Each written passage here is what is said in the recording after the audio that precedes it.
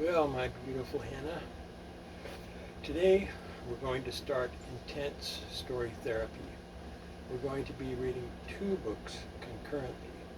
We're going to continue on with My Side of the Mountain, and we're going to add in The Wind in the Willows. That's by Kenneth Grahame, spelled some funny British way, Grahame. Maybe it's Grahame. Grahame? Regardless. Anyway, cute art. Cute artwork.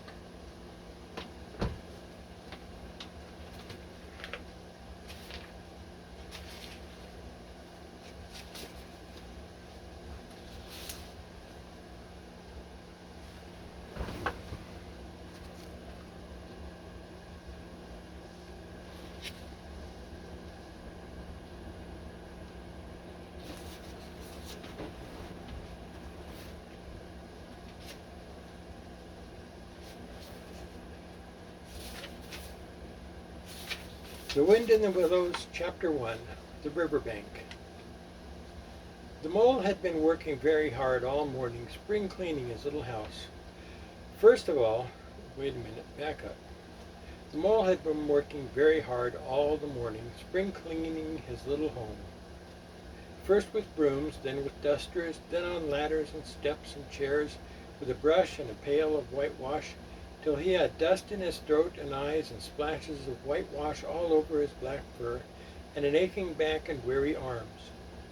Spring was moving in the air above and in the earth below and around him, penetrating even his dark and lowly little house with its spirit of divine discontent and longing.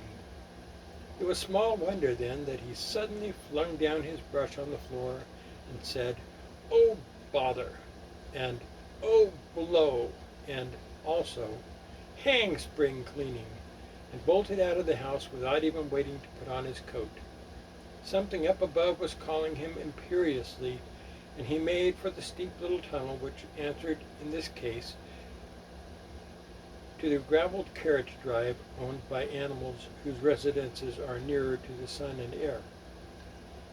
So he scraped and scratched and scrabbled and scrooged, and then he scrooged again and scrabbled and scratched and scraped, working busily with his little paws and muttering to himself, up we go, till at last, pop, his snout came out into the sunlight, and he found himself rolling in the warm grass of a great meadow. "Oh, this is fine," he said to himself. "This is better than whitewashing." The sunshine struck hot on his fur, soft breezes caressed his heated brow, and after the seclusion of the cellarage he had lived so long,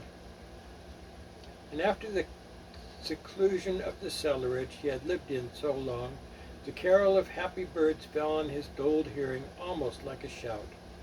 Jumping off all his four legs at once in joy of living and the delight of spring without its cleaning, he pursued his way across the meadow till he reached the hedge on the further side.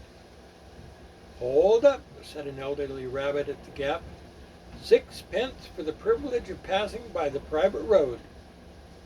He was bowled over in an instant by the impatient and contemptuous mole, who trotted along the side of the hedge, chaffing the other rabbits as they peeped hurriedly from their holes to see what the row was about.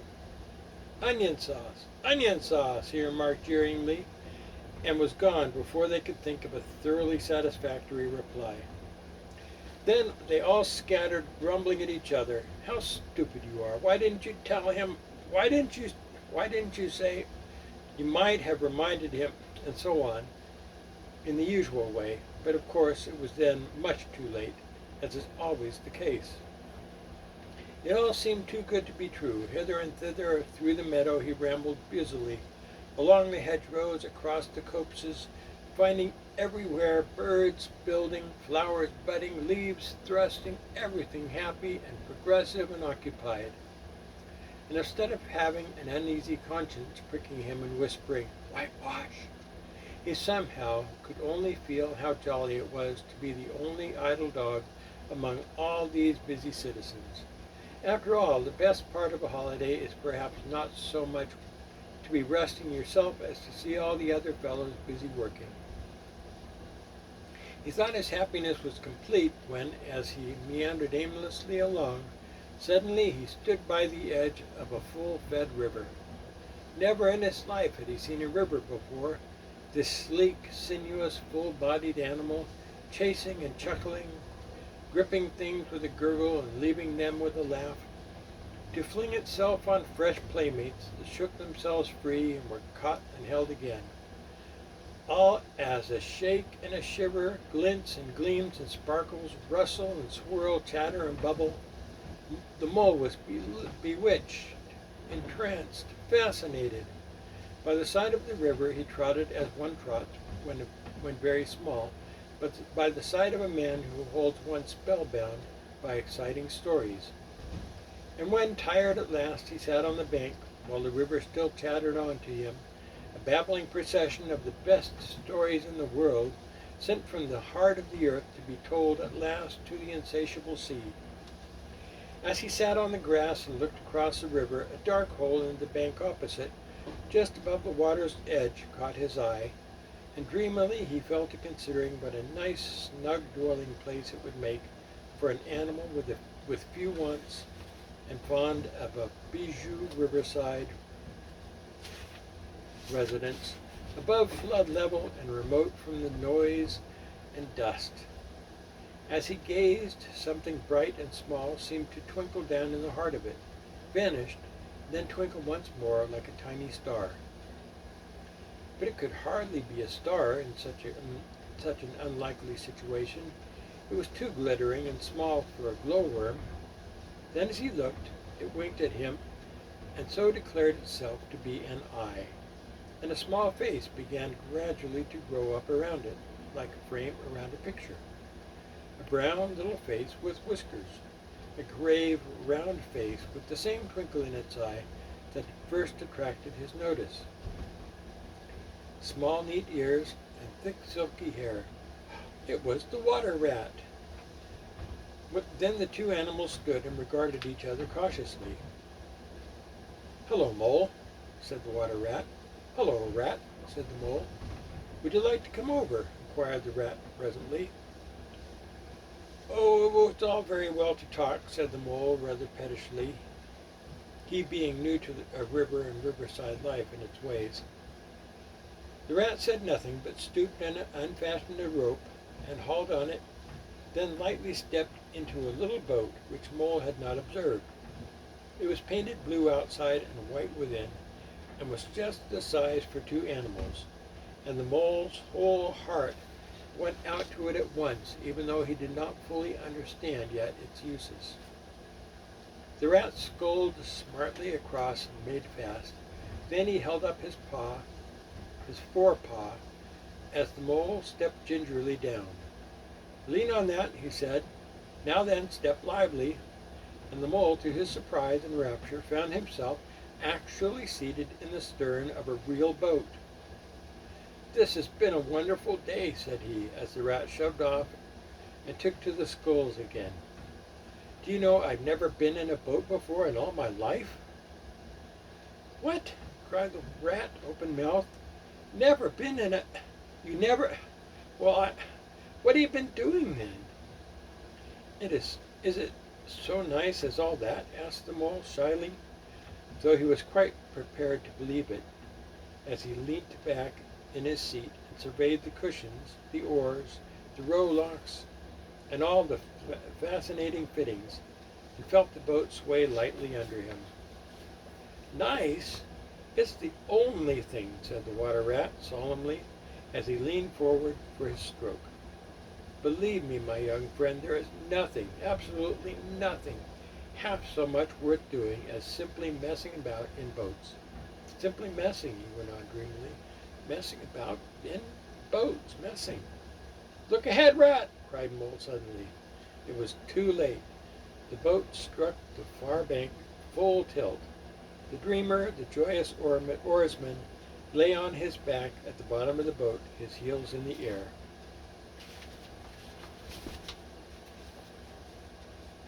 About In boats or with boats, the rat went on composedly, picking himself up with a pleasant laugh.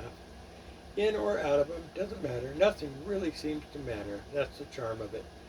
Whether you get away or whether you don't, whether you arrive at your destination or whether you reach somewhere else or whether you never get anywhere at all, you're always busy. You never do anything in particular, and when you've done it, there's always something else to do. And you can do it if you like, but you much better not. Look here, if you've really nothing else on hand this morning, suppose we drop down the river together and have a long day of it. The mole waggled his toes from sheer happiness, spread his chest with a sigh of full contentment, and leaned back blissfully into the soft cushions. What a day I'm having, he said. Let us start at once. Hold hard a minute then, said the rat. He looped the painter through a ring in his landing stage, climbed up into his hole above, and after a short interval reappeared staggering under a fat wicker luncheon basket. Shove that under your feet, he observed to the mole as he passed it down into the boat. Then he untied the painter and took the sculls again. What's inside it? Asked the mole, wiggling with curiosity. There's cold chicken inside it, replied the rat briefly. Cold tongue, cold ham, cold beef, pickled herring, salad, French rolls, cress and widget spotted meat, ginger beer, monade, soda water. Ginger beer, lemonade, soda water. Oh, stop, stop, cried the mole in ecstasy. This is too much. Do you really think so? Inquired the rat seriously. It's only what I always take on these little excursions, and the other animals are always telling me that I'm a mean beast and cut it very fine. The mole never heard a word he was saying, absorbed in the new life he was entering upon, intoxicated with the sparkle, the ripple, the scents, and the sounds in the sunlight. He trailed a paw in the water and dreamed long waking dreams. The water rat, like the good little fellow he was, sculled steadily on and forbore to disturb him. And that's rat and mole in the boat.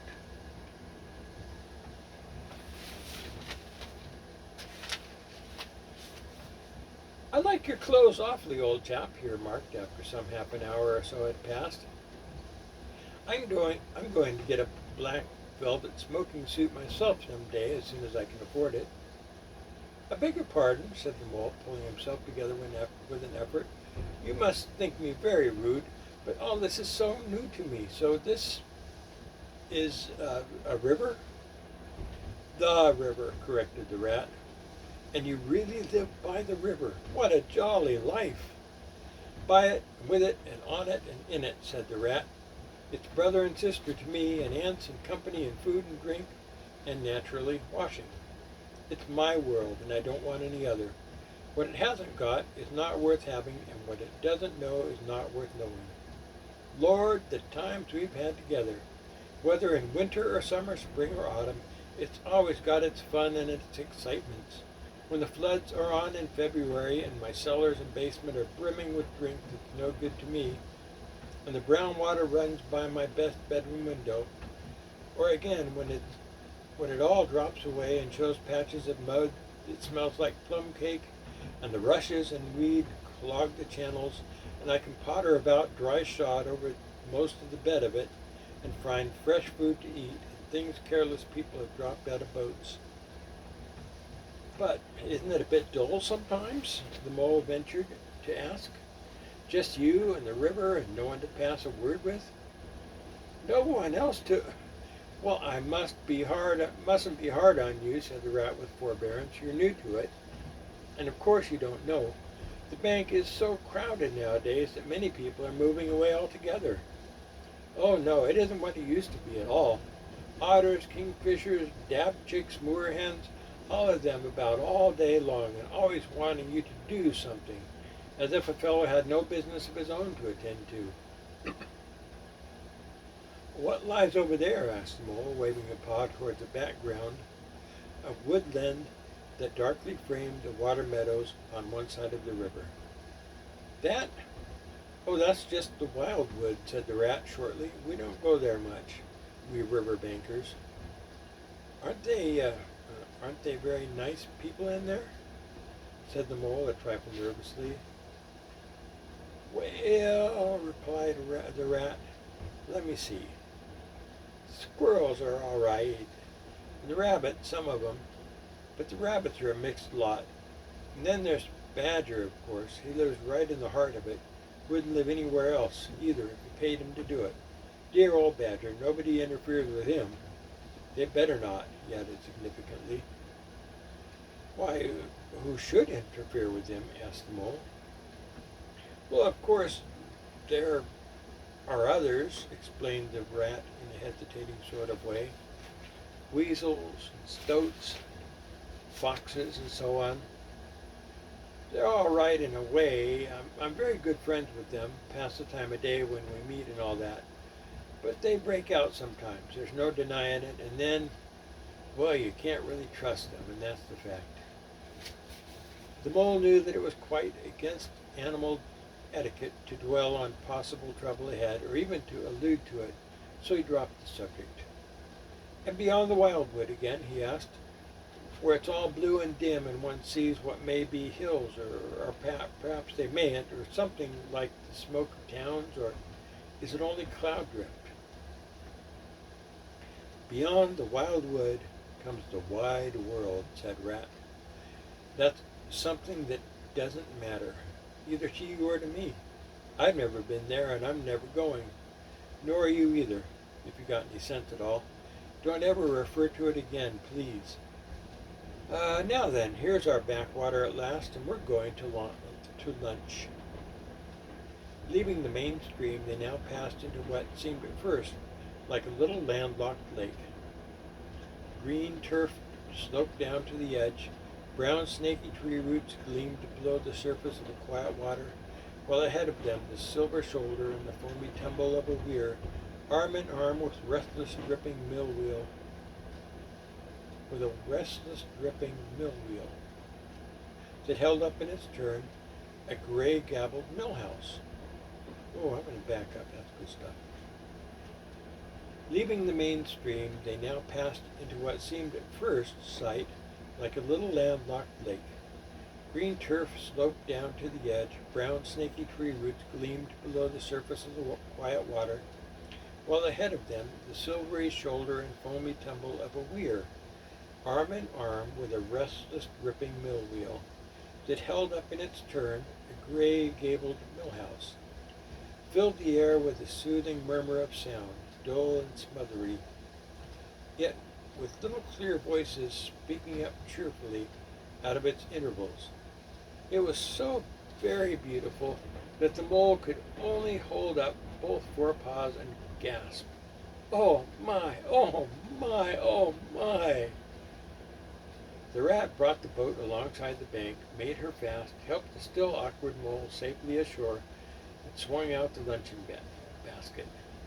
The mole begged as a favor to be allowed to unpack it all by himself, and the rat was very pleased to indulge him, and to sprawl at full length on the grass and rest, while his excited friend shook out the tablecloth and spread it, took out all the mysterious packets one by one, and arranged their contents in due order, still gasping, "Oh my! Oh my!" at each fresh revelation. When all was ready, the rat said, "Now pitch in, old fellow." And the mole was indeed very glad to obey, for he had started his spring cleaning at a very early hour that morning, as people will do, and had not paused for a bite or sup. And he had been through a very great deal since the distant time, which now seemed so many days ago. "Well, what are you looking at?" said the rat presently, when the edge of their hunger was somewhat dulled, and the mole's eyes were able to wander off the tablecloth a little. "I am looking," said the mole, "at a streak of bubbles that I see traveling along the surface of the water. That is the thing that strikes me as funny." "Bubbles?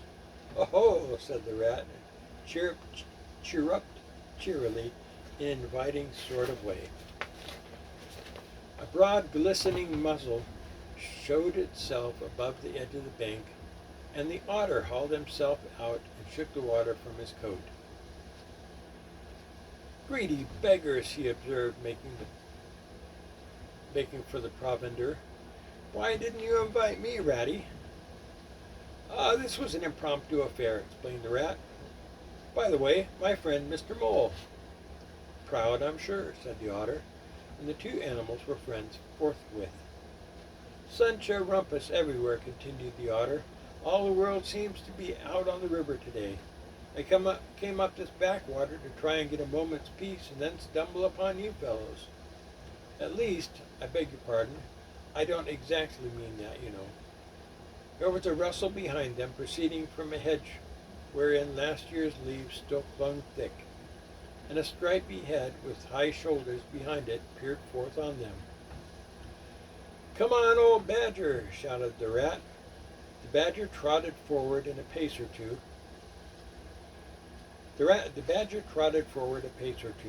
Then grunted, company, turned his back and disappeared from view. "Well, that's just the sort of fellow he is," observed the disappointed rat. "Simply hates society. Now we shan't see any more of him today. Well, tell us who's out on the river." "Oh, Toad's out for one," replied the otter, "in his brand new wager boat. New togs, new everything." The two animals looked at each other and laughed. "Once it was nothing but sailing," said the rat. "Then he tired of that and took to punting. Nothing would please him but to punt all day and every day, and a nice mess he made of it. Last year it was houseboating, and we all had to go and stay with him in his houseboat and pretend we liked it. He was going to spend the rest of his life in a houseboat. It's all the same, whatever he takes up, he gets tired of it and starts on something fresh." "Such a good fellow, too," remarked the otter reflectively, "but no stability, especially in a boat." From where they sat, they could get a glimpse of the main stream across the island that separated them, and just then a wager boat flashed into view. The rower, a stout, short figure, splashing badly and rolling a good deal, but working his hardest. The rat stood up and hailed him, but Toad, for it was he, shook his head and settled sternly to his work. He'll be out of the boat in a minute if he rolls like that," said the rat, sitting down again. "Oh, of course he will," said the otter. "Did I ever tell you that good story about Toad and the lock keeper? It happened this way. Toad, an errant mayfly, swerved unsteadily athwart the current in the intoxicated fashion affected by young bloods of the mayflies seeing life. An errant mayfly swerved unsteadily athwart the current in the intoxicated fashion affected by young bloods of the mayflies seeing life. A swirl of water and a cloop, and the mayfly was visible no more. Neither was the otter. The mole looked down. The voice was still in his ears, but the turf whereon he had sprawled was clearly vacant. Not an otter to be seen as far as the distant horizon. But again there was a streak of bubbles on the surface of the river. The rat hummed a tune, and the mole recollected that animal etiquette forbade any sort of comment on the sudden disappearance of one's friends at any moment for any reason or no reason whatever. "Well, well," said the rat, "I suppose we ought to be moving. I wonder which of us had better pack the luncheon basket." He did not speak as if he was frightfully eager for the treat. "Oh, please let me," said the mole. So, of course, the rat let him. Packing the basket was not quite such pleasant work as unpacking the basket. It never is. But the mole was bent on enjoying everything, and although just when he had got the basket packed and strapped up tightly, he saw a plate staring at him from the grass, and then the job had to be done again. And when the job had to be done again, The rat pointed out a fork, which anybody ought to have seen. And last of all, behold, the mustard pot, which he had been sitting on without knowing it. Still, somehow, the thing got finished at last without much loss of temper. The afternoon sun was getting low as the rat sculled gently homewards in a dreamy mood, murmuring poetry things over to himself and not paying much attention to Mole. But the Mole was very full of lunch and self-satisfaction and pride, and already quite at home in a boat, or so he thought, and was getting a bit restless besides. Presently he said, "Ratty, please, I want to row now. Ratty, please, I want to row now." The rat shook his head with a smile. "Not yet, my young friend," he said. "Wait till you've had a few lessons. It's not so easy as it looks." The Mole was quiet for a minute or two, but he began to feel more and more jealous of Rat, sculling so strongly and so easily along, and his pride began to whisper that he could do it every bit as well. He jumped up and seized the sculls so suddenly that the rat, who was gazing out over the water and saying more poetry things to himself, was taken by surprise and fell backward off his seat with his legs in the air for the second time, while the triumphant Mole took his place and grabbed the sculls with entire confidence. "Stop it, you silly ass!" cried the rat from the bottom of the boat. "You can't do it. You'll have us over." The Mole flung his sculls back with a flourish and made a great dig at the water. He missed the surface altogether. His legs flew up above his head, and he found himself lying on the top of the prostrate rat. Greatly alarmed, he made a grab at the side of the boat, and the next moment, sploosh! Over went the boat, and he found himself struggling in the river. Oh my, how cold the water was, and oh, how very wet it felt. How it sang in his ears as he went down, down, down. How bright and welcome the sun looked as he rose to the surface, coughing and sputtering. How black was his despair when he felt himself sinking again. Then a firm paw gripped him by the back of the neck. It was the rat, and he was evidently laughing. The Mole could feel him laughing right down his arm and through his paw and right into the Mole's, neck. The rat got hold of a skull and shoved it under the Mole's arm. Then he did the same by the other side of him, and swimming behind, propelled the helpless animal to shore, hauled him out, and set him down on the bank, a squashy, pulpy lump of misery. When the rat had rubbed him down a bit and wrung some of the wet out of him, he said, "Now then, old fellow, trot up and down the towing path as hard as you can till you're warm and dry again, while I dive for the luncheon basket." So the dismal Mole, wet without and ashamed within, trotted about until he was fairly dry, while the rat plunged into the water again, recovering the boat, righting her, and made her fast, fetching his floating property to shore by degrees, and finally dived successfully for the luncheon basket, and struggled to land with it. When all was ready for a start once more, the Mole, limp and dejected, took his seat in the stern of the boat as they set off, and he said in a low voice broken with emotion, "Ratty, my generous friend, I'm very sorry indeed for my foolish and ungrateful conduct. My heart quite fails me when I think how I might have lost that beautiful luncheon basket. Indeed, I have been a complete ass, and I know it. Will you overlook it this once and forgive me and let things go on as before?" "Oh, that's all right, bless you," responded the rat cheerily. "What's a little wet to a water rat? I'm more in the water than out of it most days. Don't you think any more about it. And look here, I really think you had better come and stop with me for a little time. It's very plain and rough, you know, not like Toad's house at all, but you haven't seen that yet. Still, I can make you comfortable."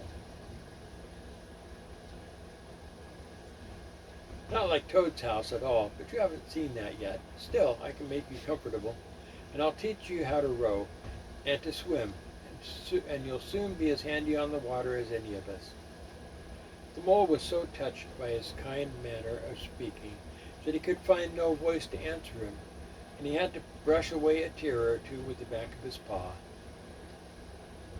But the rat kindly looked in another direction, and presently the mole's spirits revived again, and he was able to give some straight back talk to a couple of moorhens who were sniggering to each other about his bedraggled appearance.